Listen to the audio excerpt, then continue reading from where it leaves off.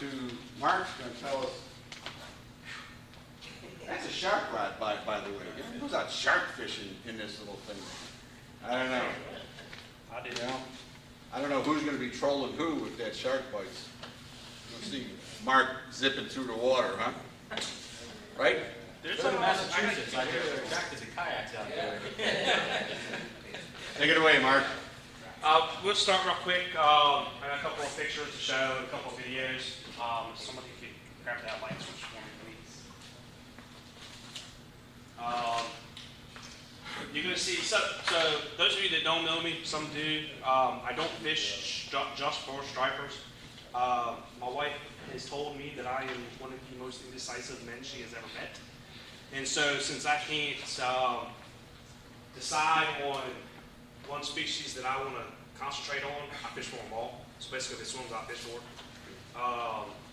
Which you'll see kind of some of the different stuff that I have based off of different species that I fish for. I got into kayak fishing a long time ago. I actually grew up,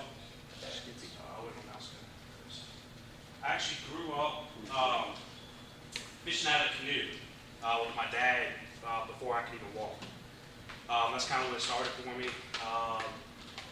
Fished out of canoes, but I kind of realized how versatile kayaks are over canoes. Just where you can take them where you can't, which is actually not all that many places that you can't.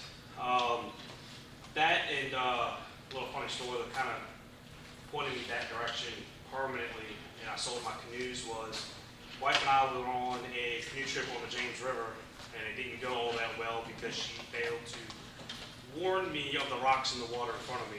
So I made for an interesting float, and she swore never again she would float in a canoe with me. So it was float in a canoe by myself or get a kayak, and kayak's a lot more versatile and easier for one person. This picture, I mean, one of the other reasons for kayaks is I like to fish, like I said, for wide species of fish in all kinds of different places. I like getting to places where other people can't or don't want to. I don't know if you know, anybody recognizes where this is at, but this is actually on the Parkway right here in Roanoke. There's a trail that leads down to the Niagara Dam right on the Roanoke River, which kind of starts where it feeds into Smith Mountain Lake. This is just kind of from a trip, actually this year.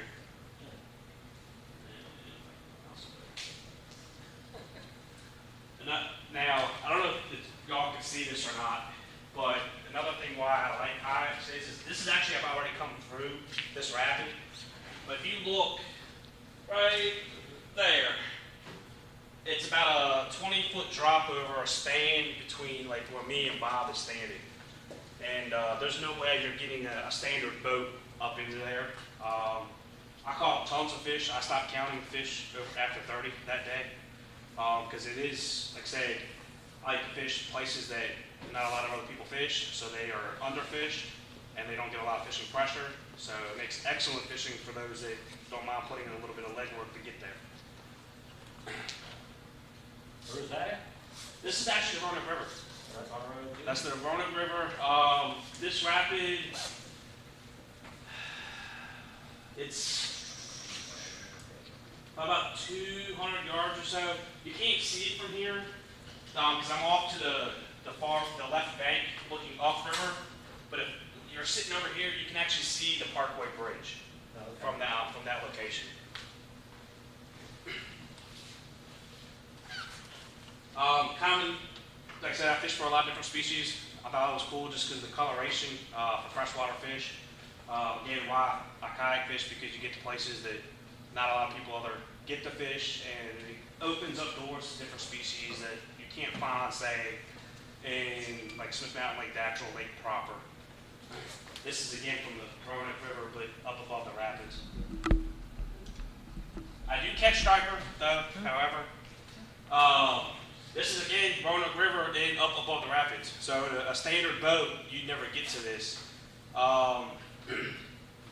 It's very little known actually in the early spring. The stripers actually do move upriver. I've caught them all the way at the base of the Niagara Dam. So they swim up through the rapids without any problems. And there's a lot of guys that'll catch, I mean, good 10, 12, 13 pound stripers right above the first set of rapids. So, I mean, they're up there.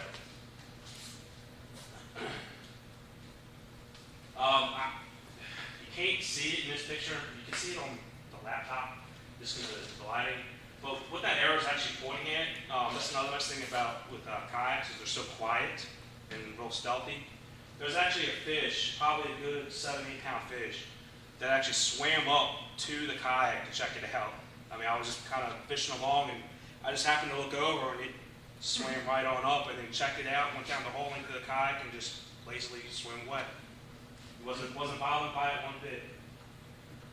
I was talking about getting to places and putting in the legwork. This is actually the trail going down to Niagara Dam. I'm trying to use pictures that are kind of local so you guys can relate to. But it's about a 1/4 mile of this. And again, I mean, you're not even going to get a John boat down there. So. What do you do? You take out, go down the back creek, take out? Yeah, there's that parking lot right there, the backside of Explore Park. Yeah, I was gonna say, It's like a. you don't want to drag your kayak back up there, you know? No way. It's like a 3.5 mile float, and it took me 7 hours to do it that day. And it's just not because of trying to drag stuff around, you know, in the river and stuff, but just because the fishing was so good. I mean, I took my time. I'd paddle back up, fish around, you know, a couple rocks, a couple fish, move over, you know. So it was one of those days. The fishing was so good. I spent the whole day to take 3 miles.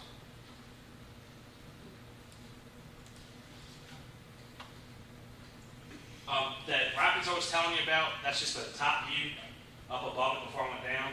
This picture is from the first time I actually ever floated that.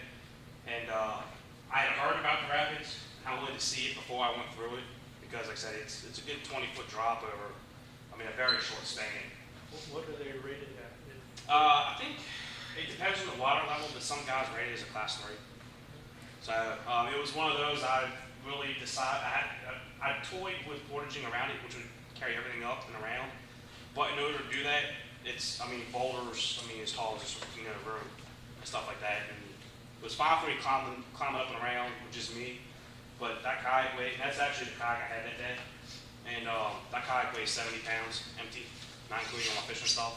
I really did not feel like lugging it around. So I had a strap with me from dragging everything down, and I just strapped everything down and went for it. And thankfully, I never lost anything. Just another reason why I like to kayak fish. I mean, just the pure beauty of getting to places that not a lot of other people get to go to in the sea. And that's it for the pictures. Now, I do have 2 videos. How'd you get back to your car? Well, I didn't share those pictures because I think my wife would really appreciate it. But it was this particular day was Memorial Day of this year. And because of all the snow days and everything else, my wife had to work. She's a school teacher, and I was off. So I convinced her to help me set up the shuttle before she went to work. So we left super early, took my truck to the takeout down at the backside of Explore Park. I unloaded everything out of my truck and put it in the back of her car. Now, mind you, she doesn't have a truck. It's not a big SUV. It's essentially I had to put the back seat down, slid the kayak in. She sat on top of the front of the kayak to hold it in place. The back hatch hanging wide open with all my stuff just laying there, and eased back up to the pudding with me driving. So it was kind of interesting, but she understands my passion for kayak fishing, so she was willing to help out in that aspect. Now, both of these videos are not striper related, but they're some of the most memorable trips that I've done, at least here recently. So.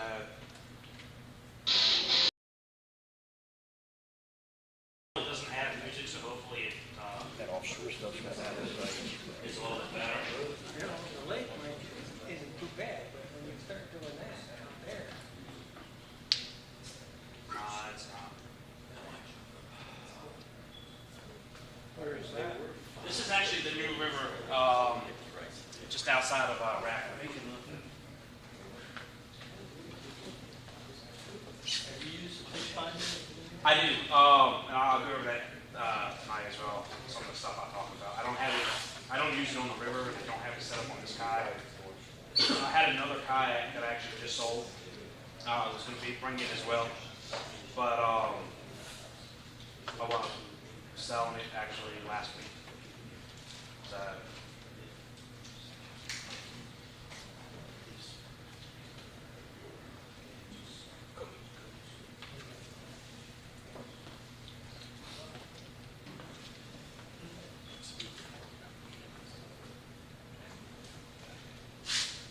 You said this was around Radford? Just outside of Radford, it's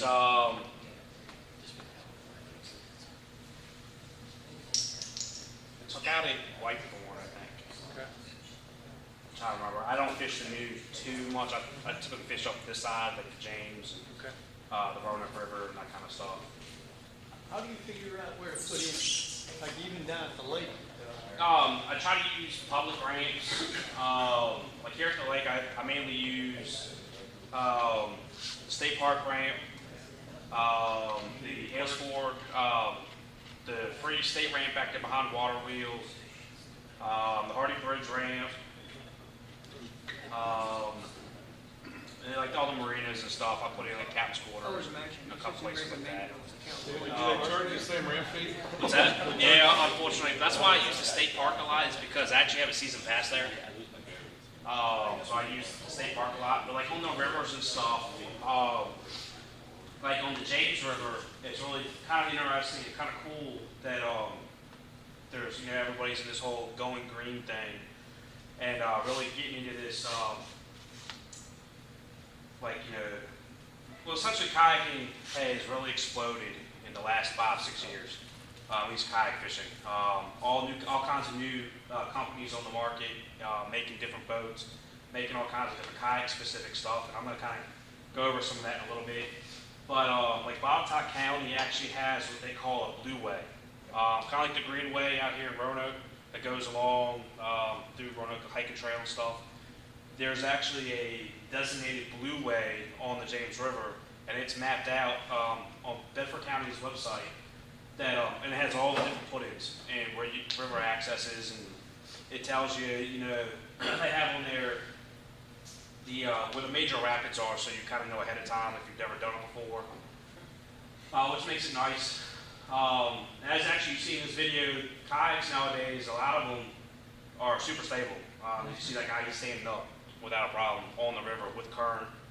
Kayak I actually just sold was extremely stable. I fished a smallmouth tournament on the New River back in July, and we fished a 5-mile section, and I stood the whole 5 miles down the New River, rapids and all. So they are very stable. Some of them at least are. It depends on the type of hull that's on it. That's just a little bit.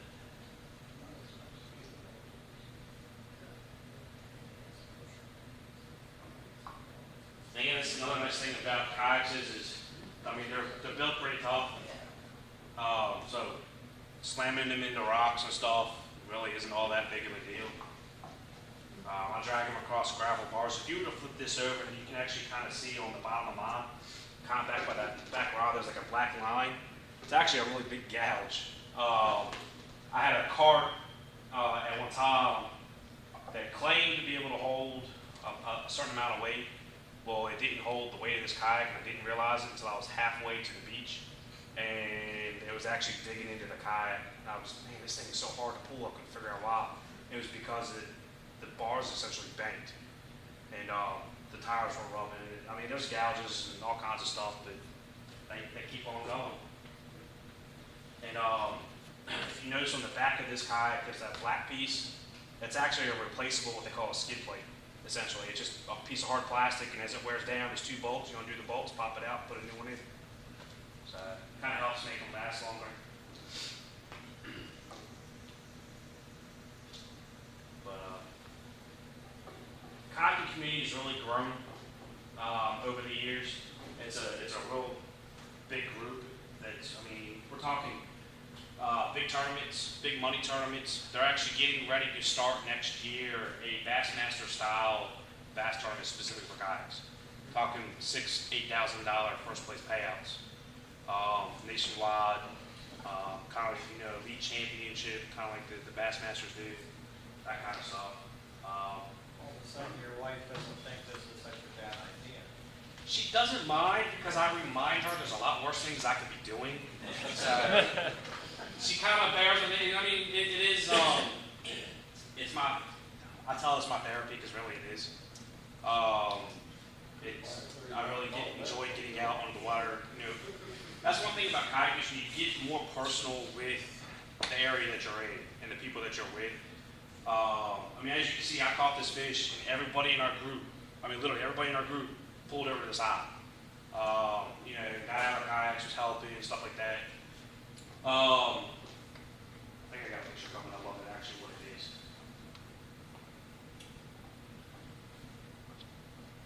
That is that right, trying to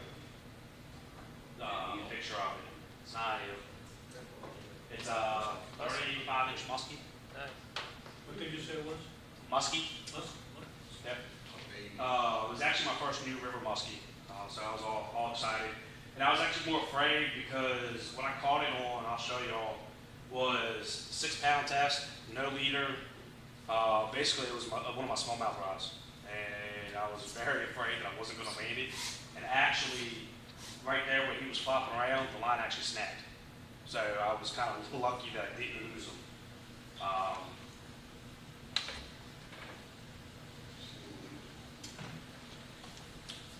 Haven't got one of those 48 inchers yet, have you? No, but a buddy of mine at that same tournament I was just talking about, back in July, caught a 45-inch muskie. During the tournament, he actually won the muskie division. So,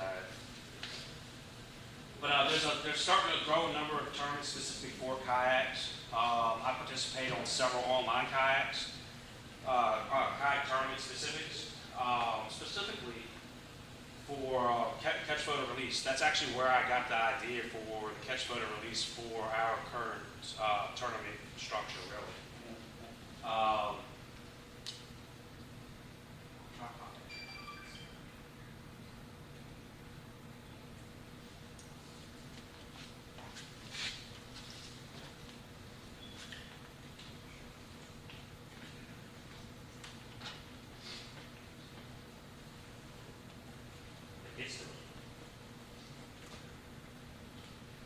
Mark, while you're looking at that, I've watched both of these videos on a high definition screen, and they are exquisite. The colors are beautiful, the scenery is gorgeous, the fish are fantastic, and this, displaying it on the cement block wall doesn't do it justice. So if you have a good screen, it's worth looking at. I must have missed it somehow just because of the way that this is being catchy. But yeah, like we said, actually, it's up on YouTube, so anybody that has internet connection can go in and look and just do a search for My Toys Fishing. And I've got all my videos are up there. Where were all the jet skiers? That's the nice thing. See, that's why I like doing what I do, just because of, like I said, it's my therapy. It truly, really is. I don't have to worry about, you know, a lot of places I fish, I don't have to worry about getting run over by boats, jet skis, you know, wakeboarders, all that kind of stuff. And for me, it's just, like I said, just really therapeutic. Kind of go over some of the different stuff.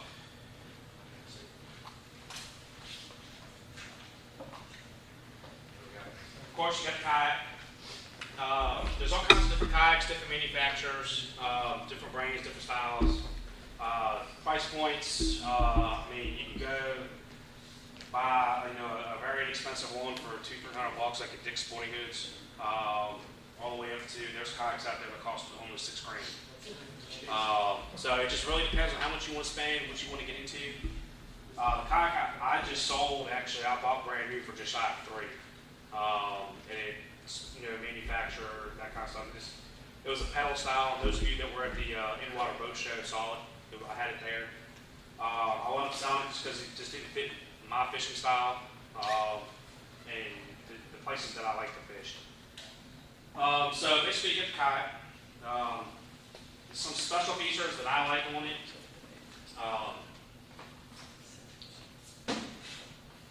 course, you get, front hatch.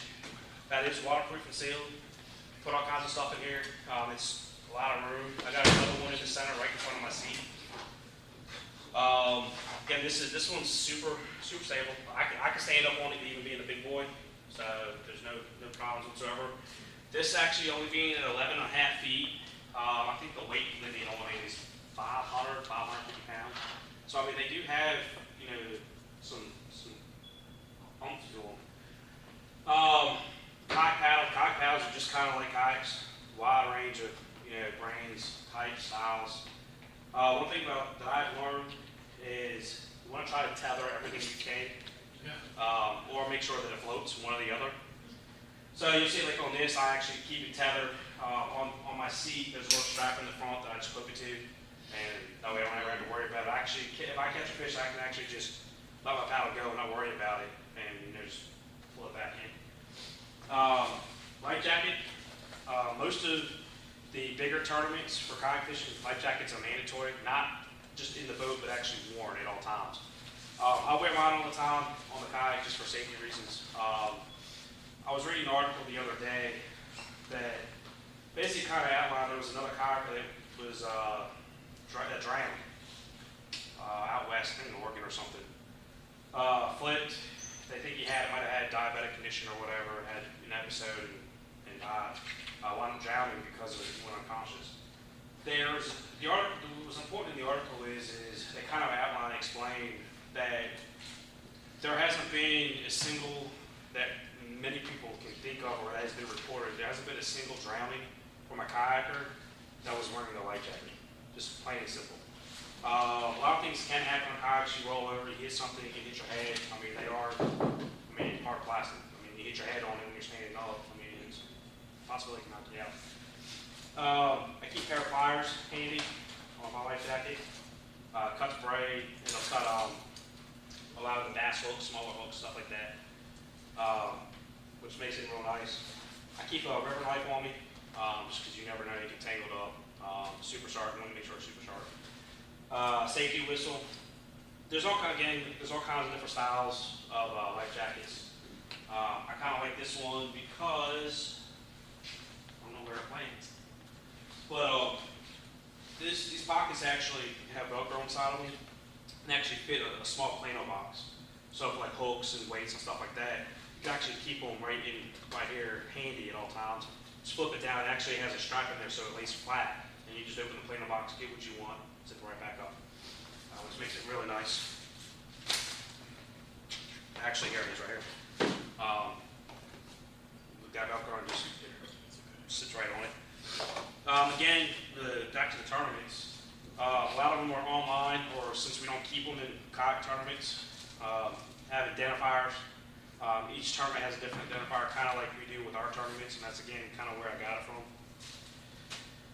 I have an anchor that I do take sometimes. I don't take it in the rivers. But like when I go to the beach and stuff, it comes in handy when I want to fish around pilings and stuff and the current's bad, I can anchor up. And if I'm doing bottom fishing, which makes it nice, I can just kind of chill out and relax. There's all kinds of different carts that kind of briefly spoke on. I found that I like this one the best. It has one of the highest ratings on the market. I think it's got a rating of like 350 pounds that it can hold. So, but what I really like about this one is I can actually completely disassemble this and it fit in the front hatch. It comes completely apart. No tools necessary, 10-15 seconds. I mean, it all comes, I mean, even this long piece breaks in half. So,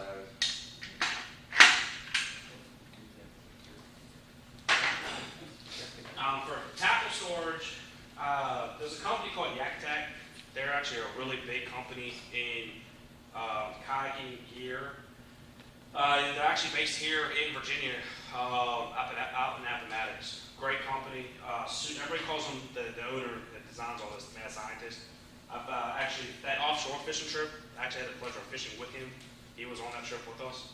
Super cool guy. He makes a lot of some of this. But this actually fits behind my seat. I don't know if y'all can see, but I store all kinds of stuff in here. So the tackle storage is never a problem. In fact, I normally take way too much. I'll probably only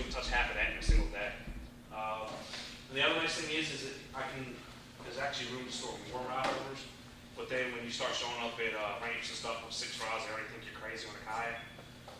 So, but I like having a wide range. Again, like I said, I fish for all kinds of different species, so I got everything from, you know, ultralights for panfish. This right here, this lure, Bob knows all about it. The triple ripple. Oh, yes, yes. Those of you who never fished it, it's awesome on the rivers for smallmouth. And actually on Smith Mountain Lake too, I mean, it just, the bluegill and stuff just kill it. For safety reasons, anytime I'm on the lake, I don't take it with me normally on the river, because I don't gotta worry about it, with some sort of safety flag. And I do night fish as well. I keep, and that's the other nice thing about this one, is it's got a light built into it. I mean, it's super bright. If the lights were out, I mean, you'd be able to see in the whole room. Where does that mount? Actually, Matt, it says screw mount. Again, it's this company, Kayak. He comes up with all these different cool kayak-specific applications. Well, basically, it's a kind of like a T-bolt in the bottom, and there's a rail that it slides in. And I've actually got them mounted on both sides, so I can put camera bases. And I'll pass this around if you want to take a look. But it's Lights required for those. lights are not required to be on, but you are required if you're out after dark to have some sort of light source that you can turn on, like a flashlight. You don't need a red or green. No navigation lights are required. And some states, there's been a big movement. There's a couple companies out there that make LED lights specifically for kayaks. But there's a lot of debate. It's kind of like state by state that states actually don't want you to have navigation lights on kayaks for the pure fact that a boat can mistake you for being an actual boat and actually moving. So, and they try to avoid that kind of confusion. Some that kind of said, hey, no, we're not going to allow it. Another thing I take with me, just a soft plastic bag. The bag itself is not plastic, it's my soft plastics bag. I'll just store all my soft plastics in. Always sits in one of the hatches or right behind my seat. Another handy thing, simple but handy. Since I do fish a lot of rivers, super cheap to make. That is kind of tangled right now. But it's actually a tow line. A lot of some of the shallow areas or really swift current, if you want to go back up, we actually get out and walk. You know, to some of our spots. Clip this on the front, you know, up here. Clip this other side of my life jacket, and I don't have to worry about keeping up with where the kayak's at. It's just behind me, which makes it really nice. There's all kinds of, again, different rod mounts. This is actually a GoPro camera mount, where you can use different cameras. And again, it's set up the same as that. You move it all around, put it in all kind of different mounting locations. It's just such a versatile world when it comes to kayak fishing. All these are mounted on the same style mounts where I can move these from my seat without any problem. And it's got the same on both sides. This is actually just a Scotty mount that I painted. Well, it's actually hydrogen. But since our tournaments are catch and release, this is kind of the standard across the country. Again, if it's not tethered, I'm trying to make sure it floats. This is just nothing but pool noodle, that I have epoxy in. After about the third time diving in the river after this thing and forgetting that it does not float, yeah, I was kind of determined to make sure that it did float. Because they're not, I mean, $20, but still, every time you drop one in, $20, it adds up. Some people here have seen these before and they use them, fish grips. These are awesome because they float, which again, anytime you're in a kayak, either it's tethered or floats. It needs to at least. And of course, everything's got to be waterproof. So cameras for catch, photo, release. It's waterproof. It's a waterproof housing. Again, pool noodle to help it float in case it drops. And if you notice, I also got one on my anchor, on the other end of the anchor, because actually when anchoring up, if you catch into a big fish, you want to ditch that anchor so you don't get wrapped up in it, and you paddle back, pick it back up later on. That way that buoy just helps you kind of find where to go. I actually keep a phone specifically for kayak fishing. Oh, shoot. I forgot something. Oh well. It's actually a waterproof phone. And actually I keep this. That's the thing I kind of learned the hard way. Not personally, but somebody with me. In those pockets, I keep my phone, keys, and wallet. We were out actually on the river one day, and we stopped pulled over, ate for lunch. The next thing I know, the buddy I was with starts taking off running down the shoreline. I'm turning around trying to figure out what's going on, and next thing I know, his kayak is actually floating down. Somehow it come off the shoreline and started floating down the river. Well, after he got it back up, I was like, dude, what was supposed to rush? He's like, yeah, my keys, my phone, my wallet, everything was in that kayak. So if he would have lost that kayak, he would have had no way of getting home. So ever since then, I've always kept my essentials on me at all times, just because you never know what might happen.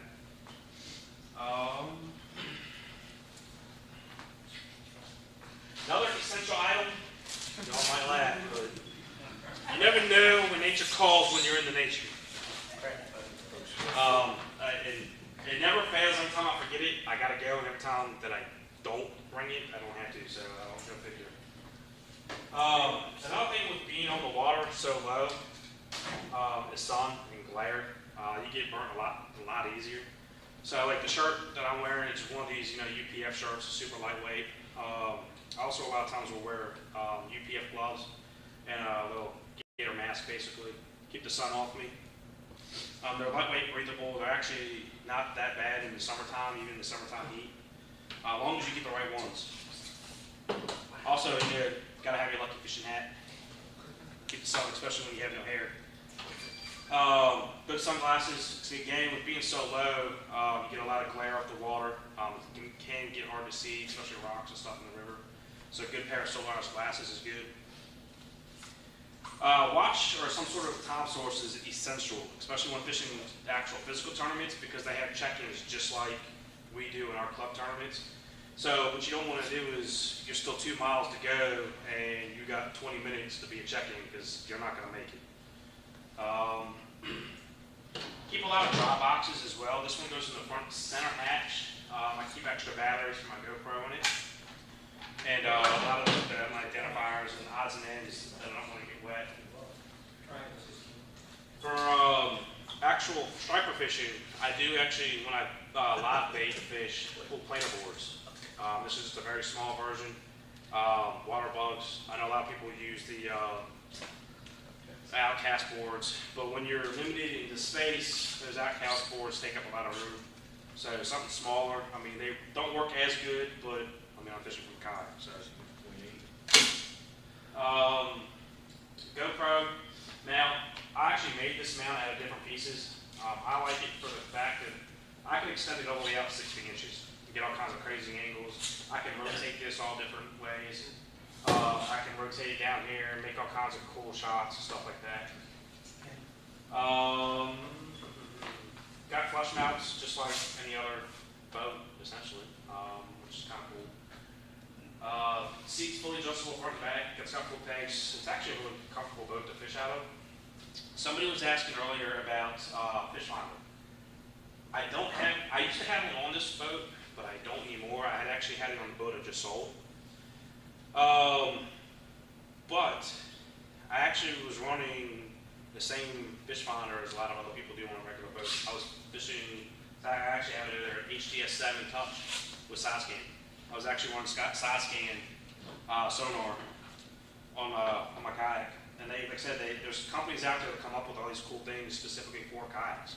I mean, that's the structure stand, Lorraine's transducer. This is an aluminum arm in here that actually is fully adjustable. I can bend it however I want. Sits on a ram ball, twists it up and down out of the water. The actual head unit actually goes right on here and would go on like a ball head, essentially like that. And to power them, I've actually got it's 20 amp, little deep cycle battery that actually fits in the hatch. It'll power it all day long.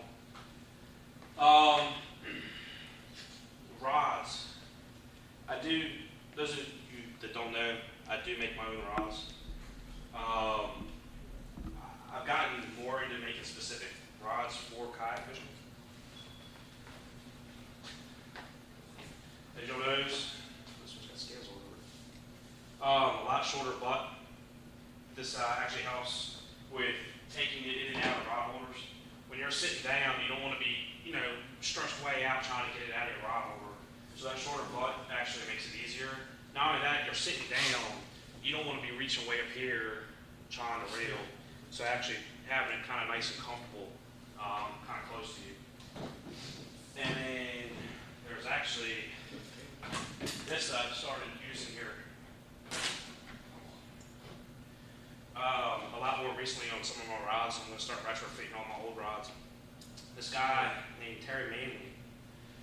This is one of these products that you're like, why didn't I think of this? Because I mean, you always, fishing at a kayak, always thinking about, the rod button's always too long, stuff like that, getting in your way, especially casting, gets caught up in your life jacket. Well, he actually developed this part. And actually, this silver part there, I'm actually been testing for him, is actually stainless steel. It's actually completely adjustable, and which has really kind of revolutionized rods for kayak fishing. But I can adjust it essentially, I don't know, is it 6 inches or so? So I mean, you can adjust it based off of what lure you're throwing, your style of fishing. There's nothing worse than having a top water rod, and as you're pushing it back, that butt is hitting you in the ribs, or like say catching in a life jacket and stuff like that. So it has really, just revolutionized the way that kayak rods and actually being able to make specific kayak rods for kayak fishing.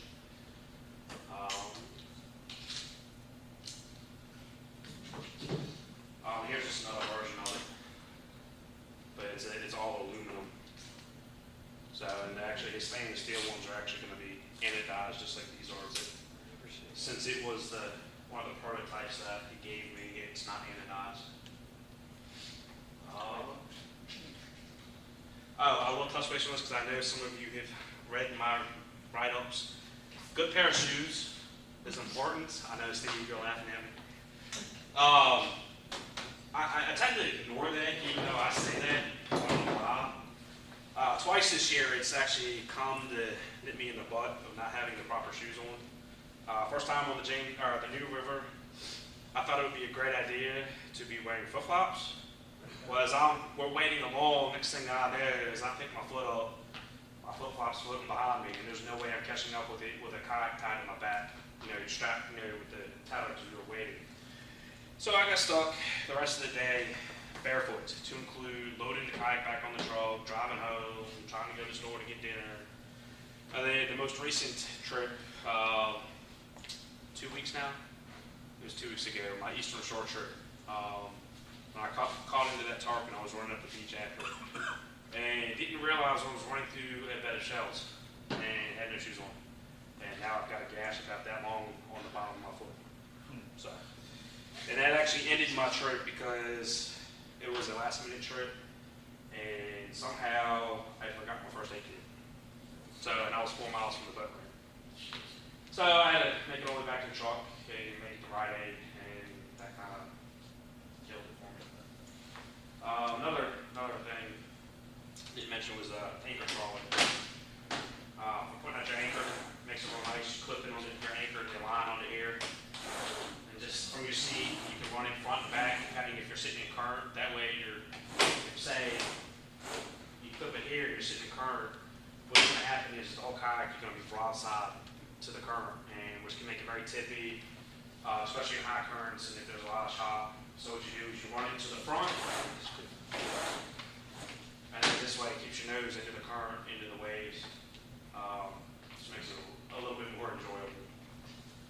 Yeah, sorry about the videos. I'm kind of bummed about that, but they are up on my YouTube channel. All those are, and a couple others. We'll link them to the website where we Okay. post this video and others as well. And then also I actually have a blog that is a Character Pilot. I post a lot of my kayak trips up there. Mainly my big ones, not all my small trips, but like my Eastern Shore trip and the offshore trip and all that, I could do a nice little write-off with my trip and stuff, like that, pictures and whatnot, so. Mark?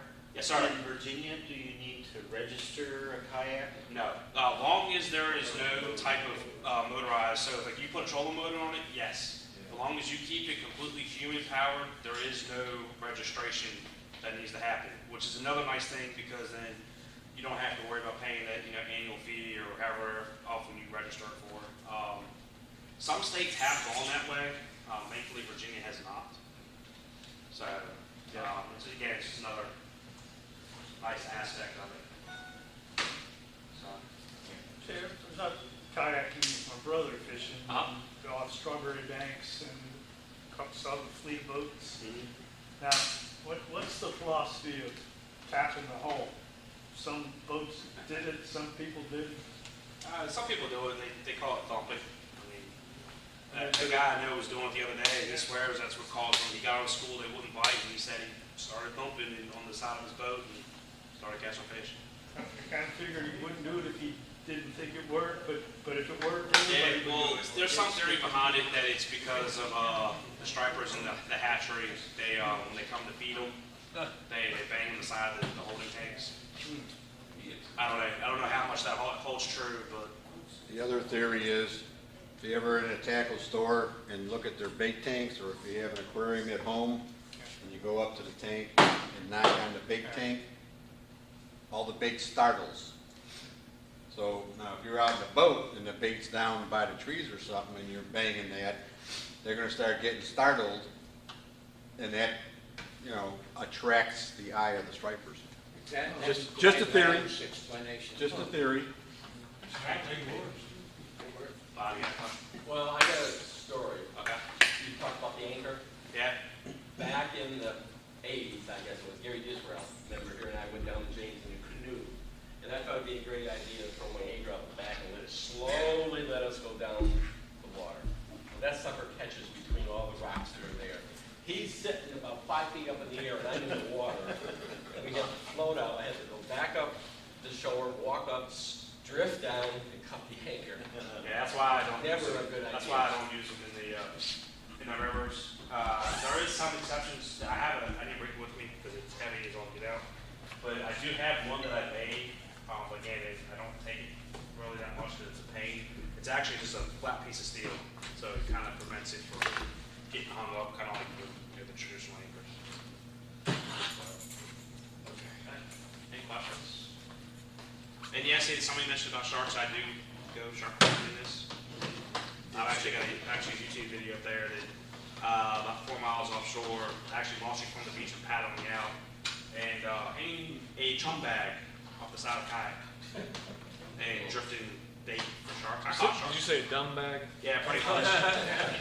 Pretty much. Hey, it was fun. I mean, I don't know what would have happened if I had a giant shark, but it was fun. Oh, speaking of that, I don't know if y'all saw here recently, there was actually a world record shark caught from a kayak this week. 1,275 pounds from a kayak. So it was a Greenland. No.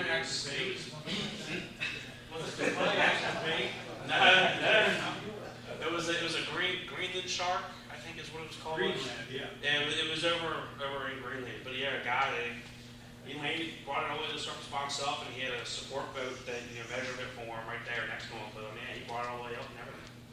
So was it just a fishing story? It's somebody made up a way. No, it's actually they got video and pictures of it. I mean, it's pretty amazing. The thing's huge. You're the old man to see that old man guy. But that's about it. I mean, it's kind of essentials. I mean, there's all kinds of that going on all night, but everyone wants to go home. Any questions? Cool. Thanks, Mark.